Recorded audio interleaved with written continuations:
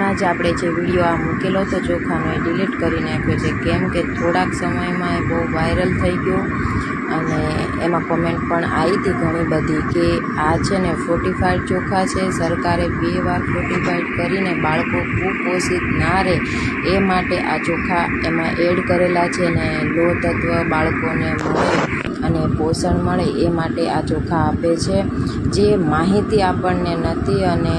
ઘણા બધા લોકોને જેને જાણ હતી એ લોકોએ કીધું, એટલે હવેથી આ ચોખા કાઢવાના નહીં, હોય ને તો એડ કરીને બનાવીને ખાવાના, કેમ કે છોકરાઓ બાળકો કુપોષિત ના રહે, એમને પોષણ મળી રહે અને આપણા માટે પણ સારું છે।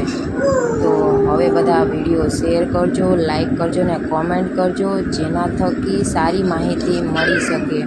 કે પ્લાસ્ટિકના ચોખા નથી, સારા ચોખા છે અને ખાવા યુક્ત છે, બરાબર છે।